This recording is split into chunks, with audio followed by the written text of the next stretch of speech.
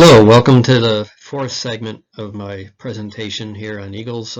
My name is Scott Van Arsdale, and today we're going to be dealing with eagles getting in trouble.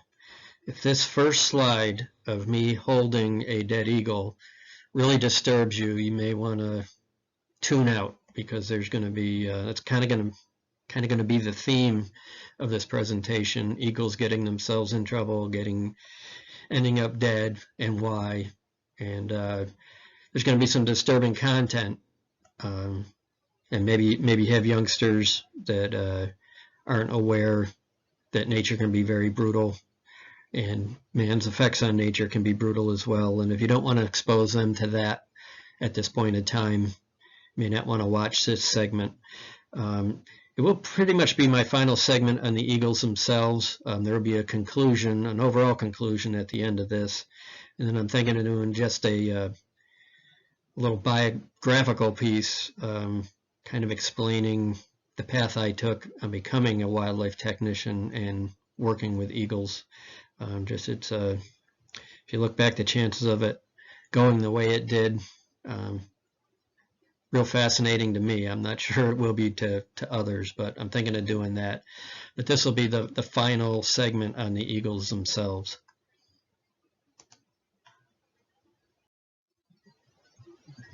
Here, this photograph was taken on my office floor, and there's a story behind it, as you would expect.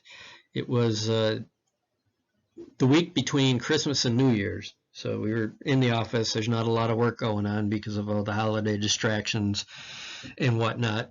So I got a phone call from a fella outside of Oneonta, and he told me that an eagle had just fallen out of the sky behind his house and ended up in dead in the backyard in a pool of blood.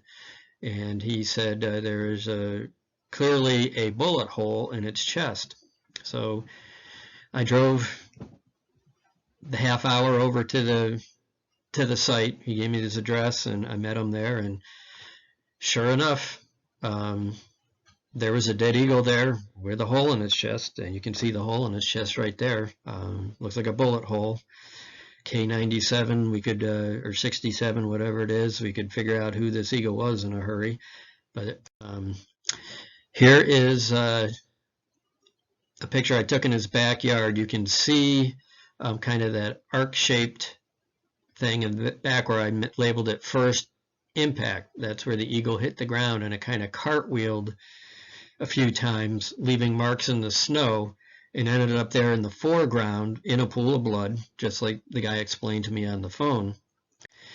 And here's a different angle. That is the airport beacon or tower for the little Oneonta, City of Oneonta Municipal Airport, just over the trees there. So I pretty much figured this was a slam dunk. Some airports do have permits to shoot birds, because birds are an aviation hazard, and under no circumstances, certainly at this time anyway, were they allowed to shoot eagles. So I figured that this is a clear violation. It's going to be an easy one to solve. And I took the eagle up to our pathology department there in Delmar, and I alerted Pete, who alerted the U.S. Fish and Wildlife Service agent for the area, that this looks like we've got an eagle shooting here.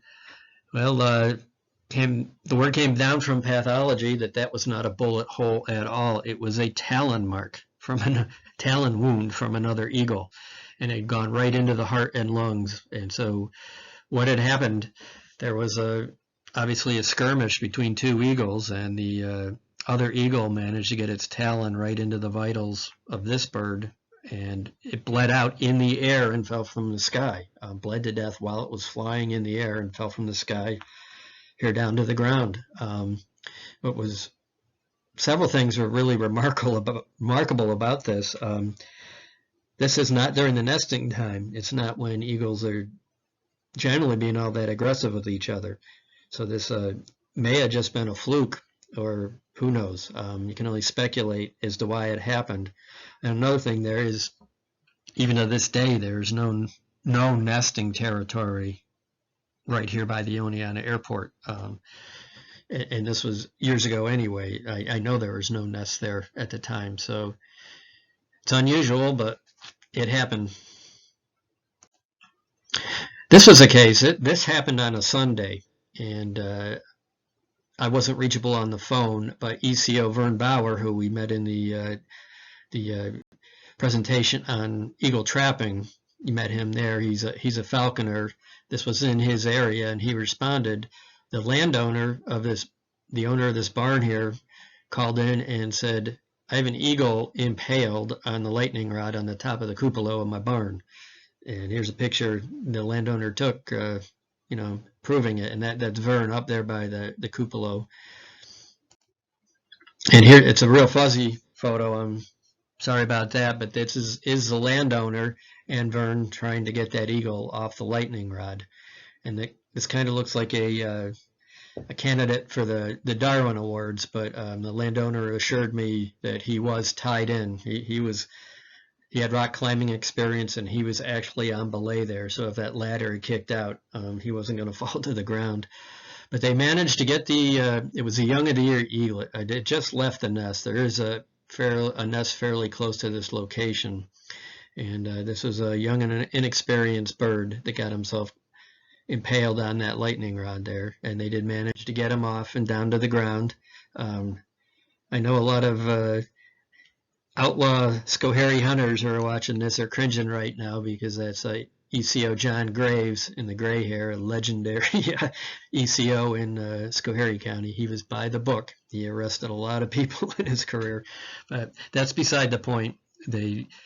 They got the bird off the lightning rod there, this young bird peeking out of the blanket there, and they got it to Dr. Becker, a veterinarian up in Guilderland, who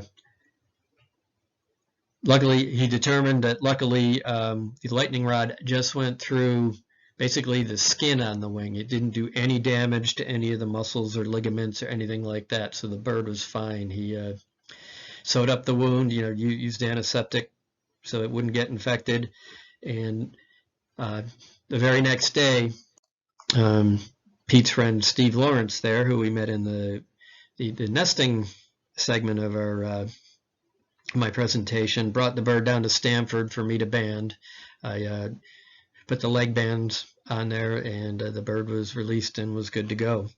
So that was a lucky case where an eagle got itself in trouble, and DEC was able to intervene, and along with the veterinarian's help, and get this bird back out into the wild pronto.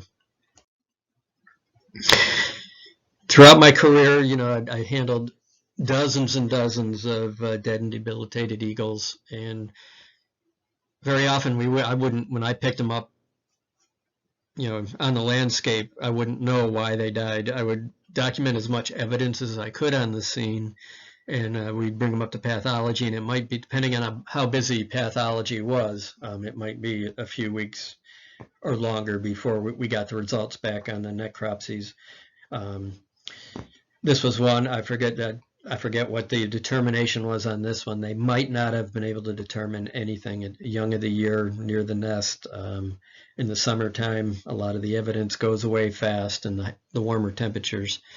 But there are a bunch of reasons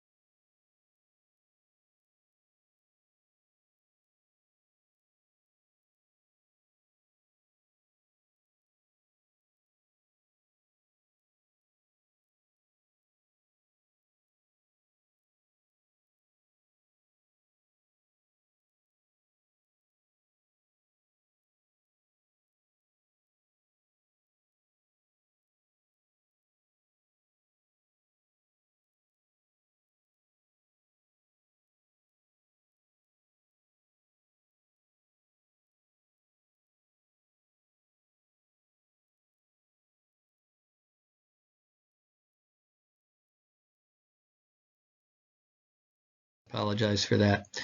Okay, I mentioned the trains. Pete took this picture of one of the high-speed Amtrak trains while we were on our spring Eagle Nest survey flying down the Hudson River. These high-speed trains go between New York City and Rensselaer across the Hudson River from Albany. And these trains really move along. They're probably doing, I'm estimating, 80 miles an hour, give or take. And they do what I told you before. They hit, deer and other wildlife carcasses, or other wildlife, making them carcasses that the eagles scavenge on. And this particular line kills so many eagles that they actually are required to get a combined DEC, U.S. Fish and Wildlife Service take permit.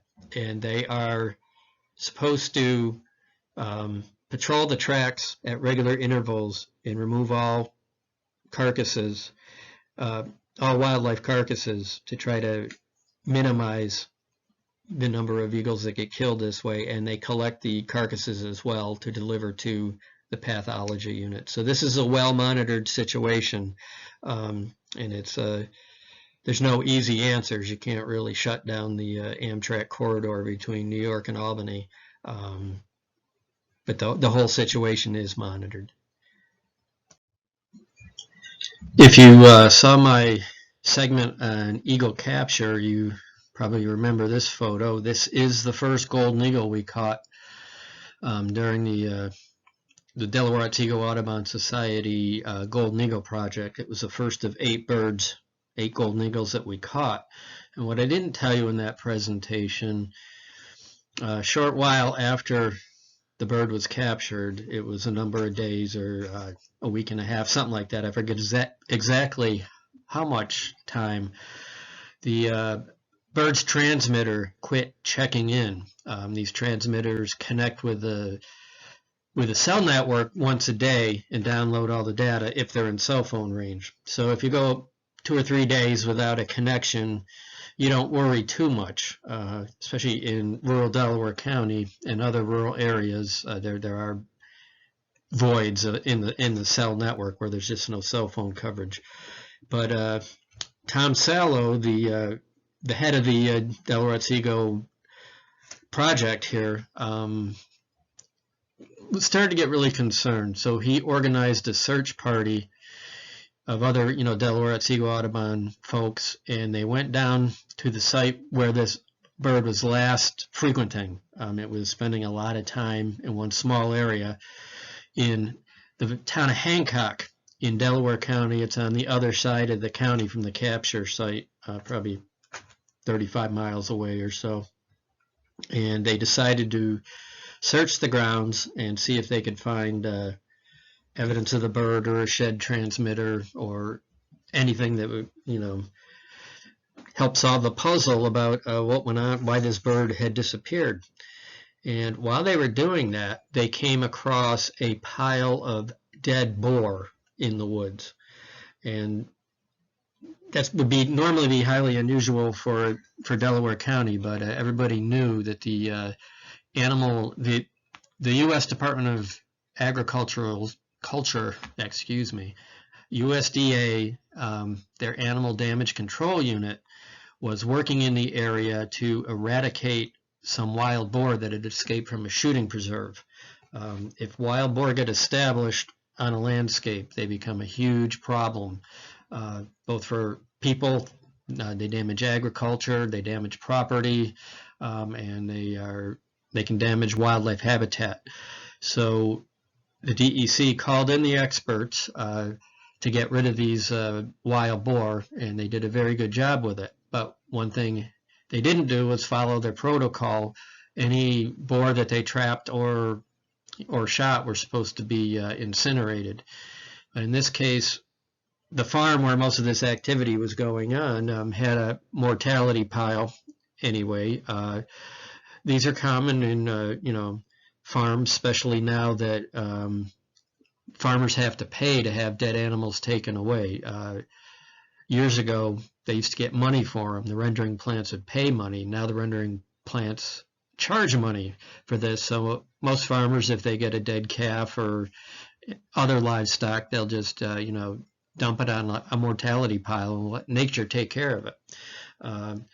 In this case, because that existed, the animal damage control people just figured, well, why haul these carcasses all the way back to the incinerator when we can just put them on the mortality pile? Unfortunately, they were shot with lead centerfire ammunition, and so putting two and two together, our golden eagle here, Maxime, had been spending a fair amount of time, judging from the telemetry, right there at the pile of pigs. And to add concern to this situation, I got a call about a debilitated bald eagle about a mile from this site. I drove down about the hour down to get that bird, and by the time I got there, it was dead. And this bird, it was a young of the year bald eagle, had a gold band on it, which is the Massachusetts color. And when I got back to the office, I emailed the biologist, the eagle biologist in Massachusetts, and told him the number, and he said, this bird's a celebrity. We banded it on TV the spring before. That bird was a celebrity. It had when it got its bands, it was filmed and put on TV. And in that bird, it did turn out, the results came back from pathology that it had indeed died from very high levels of lead in its blood. And since I found it only about a mile from this bait pile, this pig pile, and we know Maxime here was likely feeding on that bait pile too, put two and two together and figured she probably also died due to lead poisoning.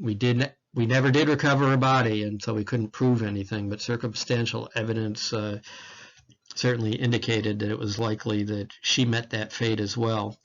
And this kind of drove it home to me just how bad this lead toxicity problem is. Prior to this, I collected numerous eagles over the years that had indeed died or become very ill from lead. But it'd be 1 or 2 or 3 a year, or however many, and I wouldn't get the lab results back for a month or 6 weeks. So it's like, picking up the newspaper today or checking the news. There's just so many bad things going on that you can't take everyone to heart, or you're just not going to be able to get through your day. And it's the same in wildlife work. You just can't take every situation, and let it get to you, or you're just not going to be able to make it. And so, this whole lead poisoning issue, while I was aware it existed, it wasn't always, foremost on my mind as being a major issue until this. Myself and, of course, all the people involved with the project were just, oh man, after all this work and everything, and Maxime here being the first was just near and dear to our hearts and special to us. And now we pretty much figured she had chewed on some fragments of lead ammunition, and that shouldn't have been there in the first place, and was likely dead because of that. Okay, here I showed you this slide at the end of the last presentation. We're getting really near the end of my career here. This was in March of 2016, and I retired in May.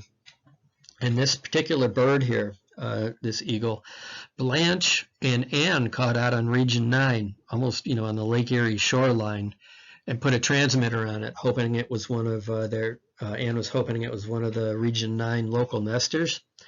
And they no sooner got the transmitter on it, within a day or two, it showed up just a few miles from my office in Stamford, roughly 300 miles away. It just beelined for the area. And it spent days in the vicinity of one farm, not far from my office at all. And then it went up into the Adirondacks and then came back to this the area of this farm I just mentioned, not far from my office in Delaware County. And over time, its movements started decreasing to the point where Ann got really concerned and contacted me and said, I think this eagle's in trouble. Can you go out and see if you can figure out what's going on? So I pulled up the, I had access to the telemetry data on my computer, and I looked to see where it was. I went to the landowner's house to get permission to go in, and I met the landowner, and he had a bunch of his friends with him. It was just a bunch of younger gentlemen from the area who are all together, friends, you know, in a social gathering. And he said, sure, go ahead. So I went out to the area. It was a wooded hillside above a field, and started looking for the bird, and or the transmitter. You know, it figured it was possible he shed the transmitter, that you know, the bird was still mobile, but the transmitter wasn't. And I checked around as much as I could, didn't see anything.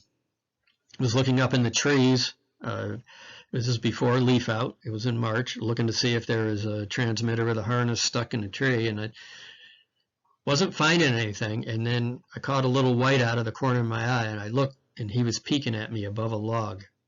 He was on the ground peeking at me above the log. So I said, okay, there you are. I went and I grabbed my fishing landing net. I was by myself at the time, and I got really close to him. So close I could see the transmitter and everything, and I was getting ready to try to get him under the net. And he had enough energy to get up and kind of waddle down the hill a little bit, got his wings out, and was able to just take off. And he took advantage of the steep hillside we were on, and he glided off to the north. So okay, he was still, you know, healthy enough where he could do that. And I think it was the next day or 2 days later, I was off that day. I was burning up extra leave time that I had to burn up before I retired. And Ann called me at home and told me, you know, this thing is there. We knew where it was. It wasn't moving. So I said, okay, it's my day off, but let's go see what we can do. So I drove into the office and I grabbed a couple coworkers, and we went out to the site. I had my landing net, and I had the other two gentlemen with a longer, you know, net they could stretch between them, and we're going to try to corral this bird. It was in a swampy area like you see, and I had my hip boots on, and I went around, circled around behind the bird, and I was going to try to drive it to them. Well, we tried that, but it turned out we didn't need to, because I was able to get it between myself and that clump of brush you see behind me, and I was able to catch it in the net and grab it like this. And you know, it's a pretty cute picture, but unfortunately this was an eagle in trouble. And what it was, we got it to Missy Runyon, the wildlife rehabilitator at the Friends of Feathered and Furry Wildlife Center that I mentioned before, and she came out and got the bird and checked it over. And I'll say too, when I first found it, I thought, oh boy, this is just an ill-fitting transmitter. And what it was, the bird had lost so much weight that the transmitter that Blanche had put on was just looser than could be. It looked like a shabby transmitter attachment job, but it was only because the bird was so emaciated and lost so much weight that the transmitter was loose.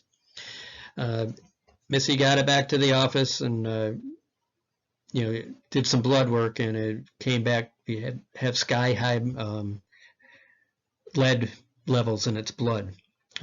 It was debilitated from lead. And the very next day, I was still off. One of my coworkers, another nearby farm right adjacent to this spot here where we ultimately caught the bird, had reported another dead eagle right there, which I believe the results of that test came back after I retired, but I'm pretty sure it was lead poisoning as well. And we started digging around. One of my coworkers knew a lot of these people, these young men that I mentioned before, and we put two and two together, a little bit anecdotal, but it was supported by the telemetry data from when this bird was in the area too. Hunting is a way of life for people in this area, you know, and not just the men, the women too, but young men especially. A lot of them either they own the farms or they work on the farms or they have jobs nearby, and they've grown up in this area. And what you do during certain times of the year, you go hunting. And what they do here, after deer season, they like everybody else, they hunt during deer season. Then after deer season, they want to continue to hunt, so they hunt coyotes. And they do that by actually some of them work at a nearby deer cutting place. Hunters who don't want to cut up their deer themselves, they pay to have them cut up. And in the not very far from here, there is one such facility that offers that service, and they do well over 100 deer a year. We check them. The DEC checks the deer there for biological data and tagging data and stuff. But it turns out what they would do, the scraps from the cutting operation, which usually includes the rib cage, which is the area where most hunters try to shoot the deer. There's not a lot of meat on the ribs. There's a lot of fat and grizzle, and most meat cutting operations will just discard the rib cage and other parts of the bloodshot meat they're bloodshot from being shot, and they would put them out just on this, like a hay wagon is where they would keep all these parts out there. And these gentlemen who were going to coyote hunt, they would snag those parts, those discards, to use as coyote bait. Well, okay, they certainly will work for coyote bait, but they also, scavenging eagles will take full advantage of that food source, and of course it's just loaded with lead fragments. So it's no surprise that these eagles ended up, getting lead poisoned in this situation.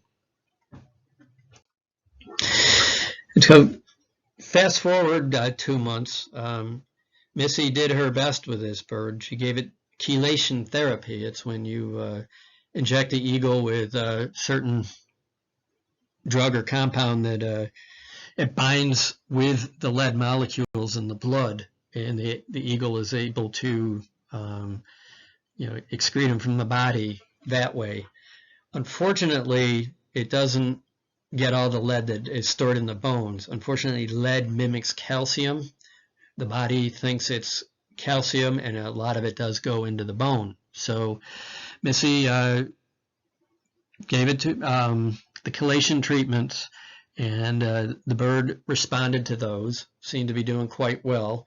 And Missy is one of the rehabilitators, one of 4 in New York State that I know of who have proper flight cage facilities for eagles and birds of prey. She has this 100-foot facility where eagles can fly back and forth, and she will put fish out in like a kiddie's wading pool or whatever, and see if the eagles can hunt and feed themselves. And if they seem to be doing well enough to be released, they are. And B11 responded well enough to Missy's treatments where it seemed to be ready to go back to the wild. And the absolute last act I did for the DEC as a full-time employee, it was like, I think the very last day I was, I really retired 2 or 3 weeks before. I had a lot of leave time, but I did come back in on that very last day I was on the books as a permanent employee, and I replaced the transmitter that was on this bird back onto the bird. And I think the day after that, I went for my annual week-long fishing trip on Cape Cod. But I kept track of the bird through the telemetry while I was on Cape Cod, and this was the day after we released it. This was very near the release site, right across from my office.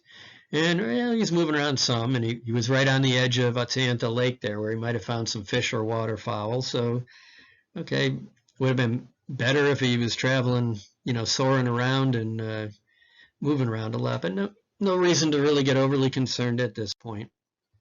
And a day or 3 later, moved around some more, but still a little bit of concern. He's hanging in close. And here shows a day or 3 later, shows some more movement. And then, the next day's data showed he moved a little bit, but he's still not moving around a whole lot. This is not good. He's showing some signs of not being fully recovered from the lead. And I alerted Mike Clark with the Eagle Experience there. You've met Mike in previous presentations, and alerted him to the situation. And he went out and tried to find it, but I think he saw it. But until the birds get really, really debilitated, there's not much you can do.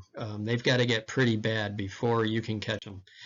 And here the bird is still mobile, but not moving around much at all. These are all every day we get a new bunch of data download. And here, this was the last one. The bird ended up by these fields. This is actually up on a pretty steep hill.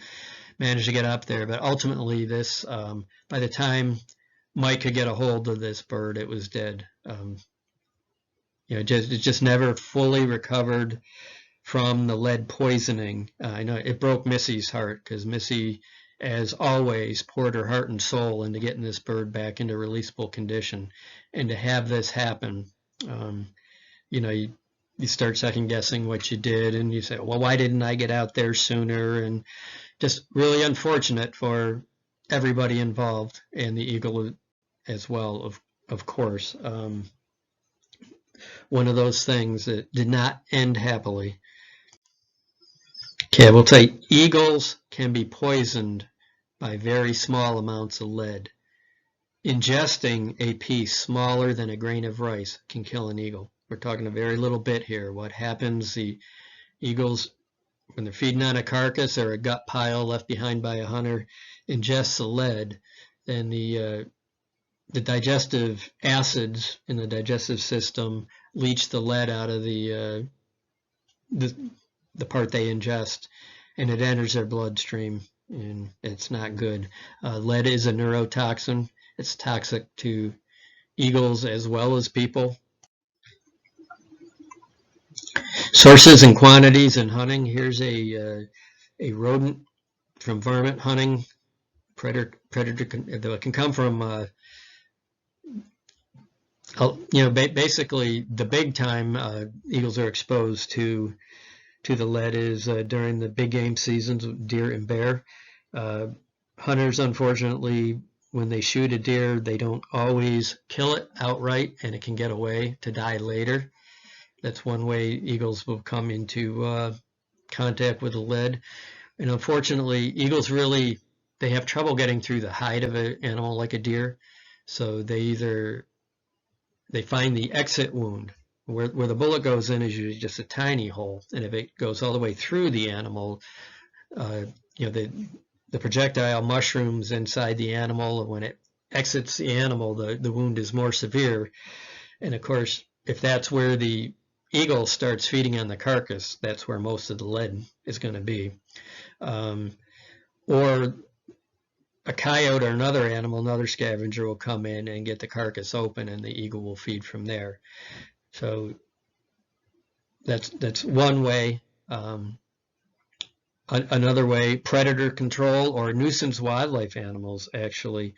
That can happen any time of year.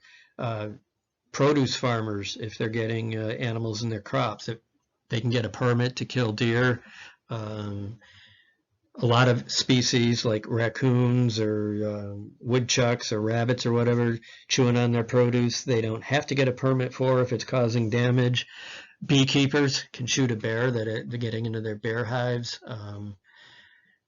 So even and landowners, even just basic landowners in their garden, if they'll shoot woodchucks or rabbits or whatever and just leave them on the landscape where scavenging animals can find them. Gut piles from big game season tend to be loaded with lead fragments, and wildlife does feed on those gut piles.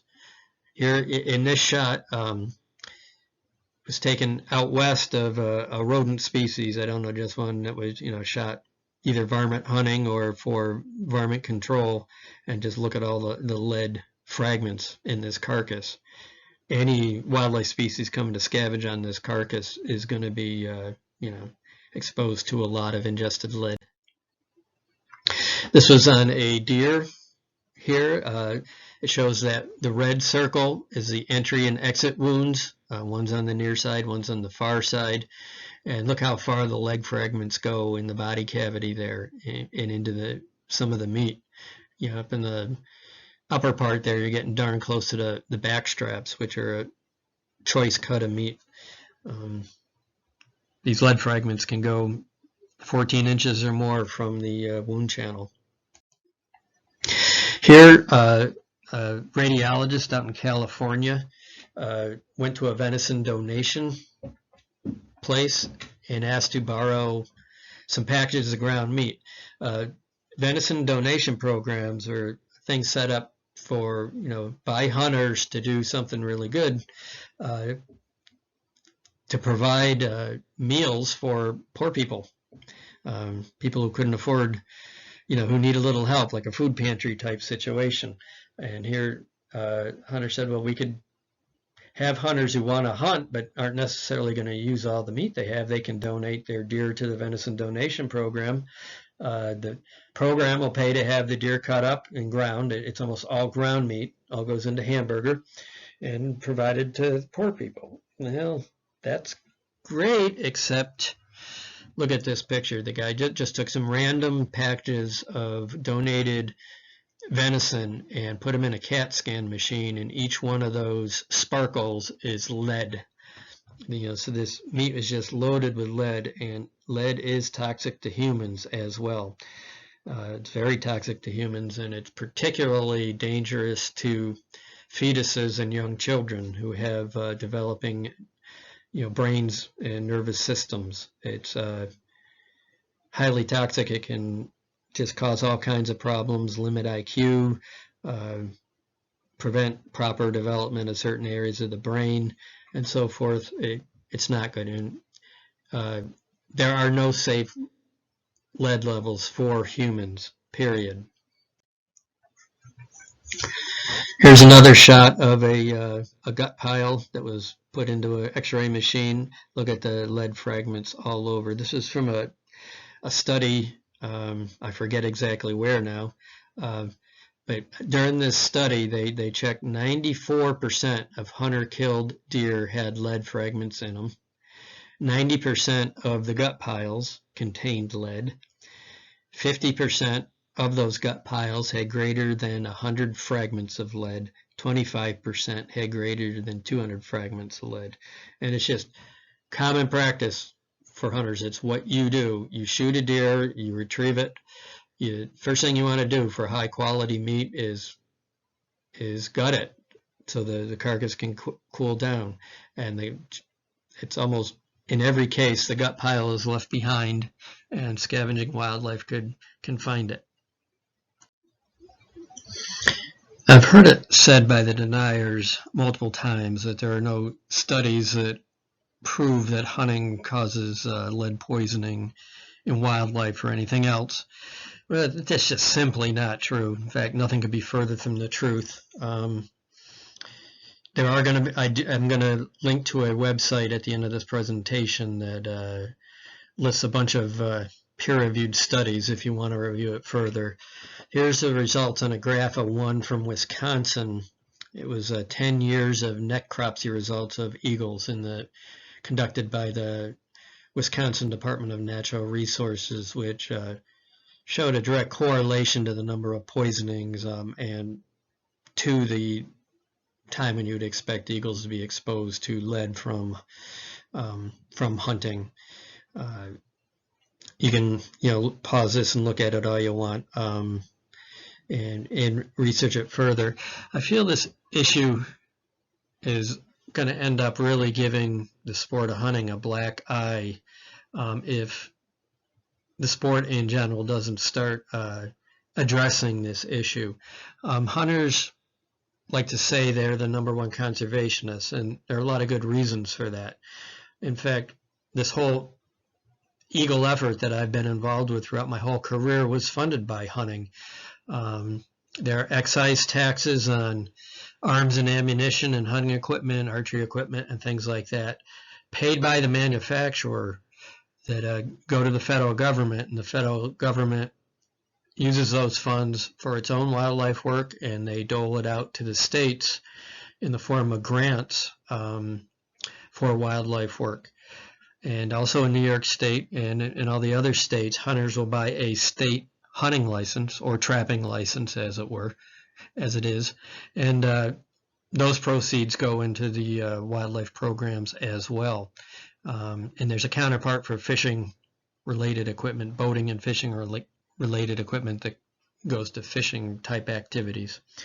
In fact, the Montezuma National Wildlife Refuge and Iroquois National Wildlife Refuge were two of the hacking sites here in New York where were funded by sportsmen's dollars. That land was purchased by sportsmen's dollars for, in this case, mainly the primary purpose was to create habitat for waterfowl, but they don't allow hunting there. It's kind of like a refuge. So, yeah, it was to better duck hunting outside of the refuges. That was the main purpose, but it benefited all kinds of wildlife species, including eagles. And there are countless examples of that. And a lot of the hunting organizations do other good conservation work. And, quite frankly, hunting is a management tool that wildlife managers use to try to control certain wildlife populations, to keep them in check with the human use of the land as well and the habitat in areas where certain species, get unchecked. They can do great damage to the habitat. So hunters have a good argument for that. But if they stick their heads in the sand and refuse to switch from lead ammunition to non-toxic alternatives, which now exist for a great many of the purposes, and some are highly effective, it's going to be hard to claim you're the #1 conservationist while you're poisoning eagles, other wildlife, and humans as well as themselves and their own families by lead. More on that coming up.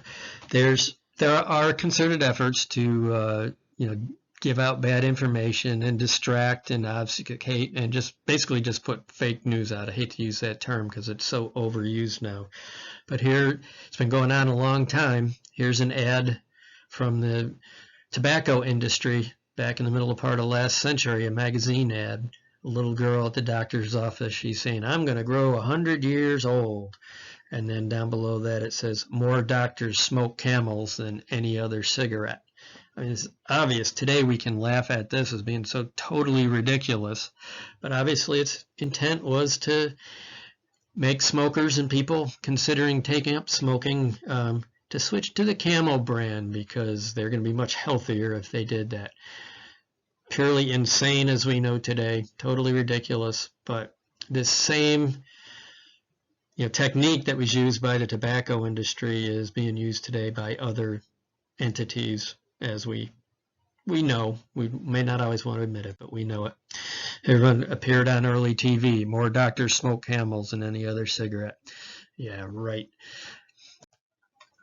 Here, while we're looking at this debilitated eagle here, I'm going to mention that in the last few days of the Obama presidency, the president signed an executive order phasing out lead ammunition for hunting on national lands, BLM lands, national forest land, things like that. And I don't know why he waited to so late in his term to do that. It would have been much more effective if he had done it earlier in his term, but that's what happened. So, of course, one of the first things, if not the first thing done by the Trump administration when Trump took office, was to issue an executive order canceling out Obama's executive order. And that was backed by the NRA, as you might expect, but a lot of other organizations that, I think should have known better, or I was really disappointed to see. A big one being Ducks Unlimited. And why do I say that? Well, in the 1980s, with Ducks Unlimited backing, they banned the use of lead shot for waterfowl hunting. It was banned nationwide, and not all waterfowl hunters agreed with that approach. They didn't want to give up their lead. Lead was an effective thing. But what happened that, with the waterfowl hunting, hunters would shoot the lead rounds out over the water, and it would go, sink to the bottom of the pond or the waterway or whatever, and ducks would pick up the lead pellets to use as grit. These birds need grit in their crops to help the digestive process, and the ducks themselves were ingesting the lead and succumbing to lead poisoning. So here you had the intended or the target species for the hunters dying from lead. And one of the arguments put forth during that time in the 80s to the hunting public to get them to go along with this was that eagles were being poisoned by this root, by the lead shot. So it was a good thing to get rid of the lead to go to steel shot mainly, but bismuth is an alternative. It's heavier than the steel shot. It's more like lead, only it's more expensive. So most of the hunters switched to steel shot, and it was a problem for some of them. Some of their they had to quit using some of their older guns that weren't made for the steel shot, so they had to invest in a new shotgun, and the steel shot was more expensive, but they did it. And now for decades, steel shot and bismuth shot have been in use for duck hunting. And for Ducks Unlimited to come out and say that it's not appropriate to ban lead for hunting in other species when it's fully clear from the science that eagles are dying from this, and it's causing human health issues as well, it just leaves me scratching my head. And I'm just afraid all this, saying, this using, banning lead in hunting is just a plot to take away our gun rights, or it's a plot by the wacko environmentalists to raise Cain. Give me a break. Lead was removed from gasoline. Did we ban gasoline? No. It was removed from plumbing that comes in contact with potable water. Did we ban plumbing? No, but also we didn't do a great job in removing it. As all I have to do is ask the people of Flint, Michigan, but that's another story. Lead was removed from paint because toddlers were ingesting the paint chips, which tasted sweet, and were having all kinds of issues from being lead poisoned from that. Did we ban paint? Hardly. Lead was removed from toys. Did we ban toys? Hardly. Come on. These excuses of why we can't switch over, really, I'm sorry, but they just do amount to a bunch of whining. These alternatives are effective. Okay, maybe in a few cases, not quite as effective as the old favorite lead rounds and stuff, but there are good non-toxic alternatives for just about any purpose now, any hunting purpose or any nuisance wildlife purpose. To my mind, there is no excuse not to voluntarily switch to these non-lead alternatives, but that's obviously not enough. The Department of Environmental Conservation for decades now has been saying we're not going to regulate or legislate lead ammunition. We're going to let the hunters decide on their own to switch over. Well, that's not working. It's not working at all. And okay, a hunter can argue, well, this is a free country. I can choose to use lead if I want. Okay, yeah, you might say that, but does the wildlife, the eagles and the other wildlife poisoned by your choice, do they have a choice in that matter? Do the people who end up being poisoned by lead by eating your meat, you provide the meat to your family and you might end up with a poisoned, child or grandchild, maybe even in the womb. Is that their choice? They don't have that choice. So I think it's high time that, and this is my opinion, not the opinion of the DEC. I want to make this clear. It's high time that use of lead for hunting and any kind of wildlife shooting, whether it be nuisance wildlife or protecting your garden, whatever, I think it should be mandated that it be a non-toxic, non-lead, ammunition. And I'm sorry if you don't agree with me. Sorry if I'm upsetting you, but I mean, come on, how much more of this do we have to put up with? Okay, I've been talking a lot at you throughout these presentations, and I'm just about done. I mentioned the lead issue. I wanted to get that off my chest. People ask me, are we safe? Are the bald eagles safe now? Are the golden eagles safe? As I mentioned, the golden eagles, they are still considered endangered. And best guess, they're kind of hard to census, but with the people working the hardest on the eastern golden eagle population monitoring and stuff, they figure there's about 5,000 individuals that they all spend their summers up in Canada, and they migrate down throughout the Appalachians from the Adirondacks right on down to Georgia in the wintertime. And they think the population is maybe holding steady at about 5,000 birds or slightly decreasing every year. And the lead issue is, and the trapping, like I mentioned in Canada, is a big concern with the golden eagles. Our bald eagle populations have been increasing in spite of all those mortality factors, including lead that I told you about, which is a good thing. They're doing well enough to get by all that. But all those things are still concerns. We can't lose sight of them. And also, I want to mention that a lot of times with wildlife species, when they're introduced into a habitat or an ecosystem or reintroduced, like these bald eagles were, very often we see really nice dramatic increases in the population. It happened with the reintroduction of the wild turkey populations in the last third of last century.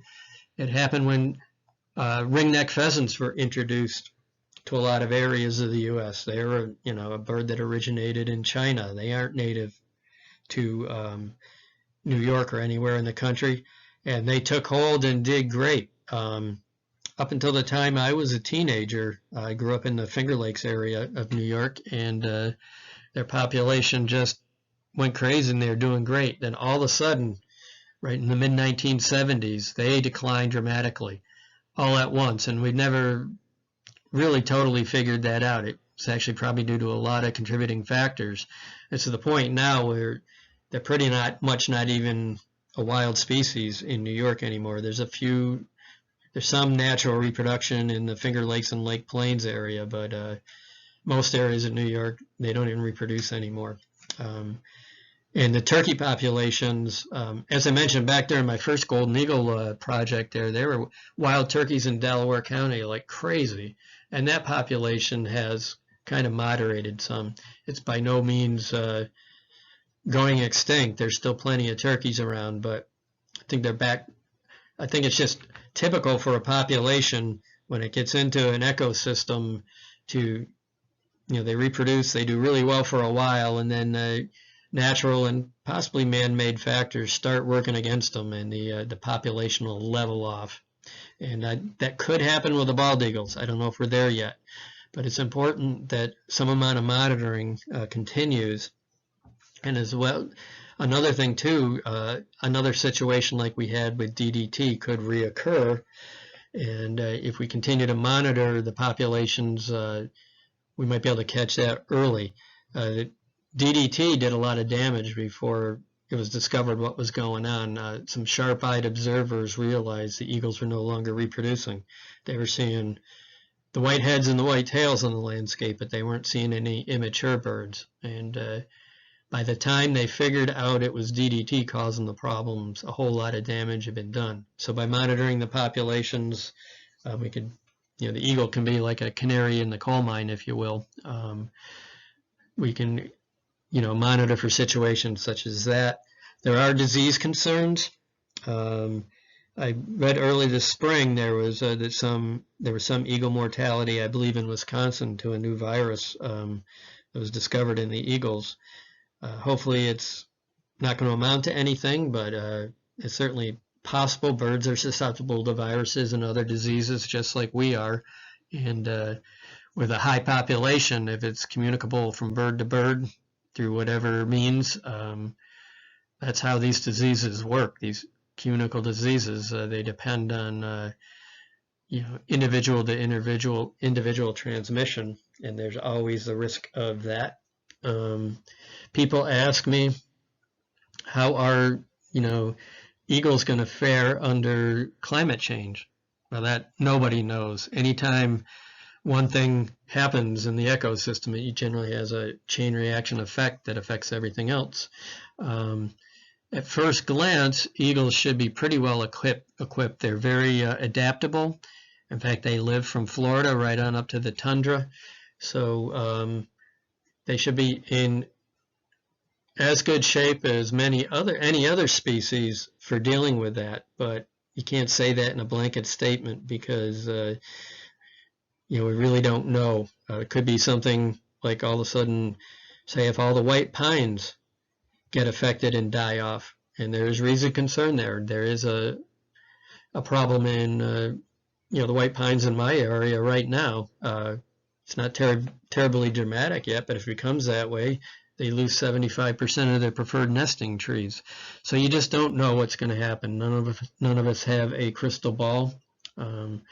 So all I can really say is I hope that the DEC and other wildlife agencies responsible for wildlife continue monitoring at a great enough level to catch any issues that show up in the populations, and hopefully they continue to be a success story. With that, I want to thank you for sitting through all these many hours of presentations if you have, and you can go if you want to contact me. I did give contact information in an earlier presentation. If you forgot that, just go to stonebladeart.com/eagles, which is my website, and you can get my contact info there, or here on YouTube. I'll try to get it up there, and I'll be happy to try to answer any questions that you might have. And thank you. Like I said, I'm seriously thinking about doing just a little biographical presentation as well, but that won't be eagle heavy. So unless you're really interested in this type of stuff or extremely bored because of the situation going on right now, there's not going to be a test at the end. I'm not saying you have to do watch that. I just want to thank you for viewing all or parts of the presentations I put up here. Thanks. Be well. Stay safe. Here, as promised, is the contact information. That huntingwithnonlead.org site is a site by hunters for hunters. Initially, it was for California, switched to all non-toxic ammunition, but there's plenty of good information there. That Mother Jones piece down there is just a real interesting read. It's a lot of speculation, but it's really interesting about the lead in gasoline being a factor in the crime rates in the inner cities. And Missy Runyon's Wildlife Rehabilitation Center's website down there, the wildlifecenter.com there. Check it out, or you can find Friends of Feathered and Furry Wildlife Center on Facebook as well.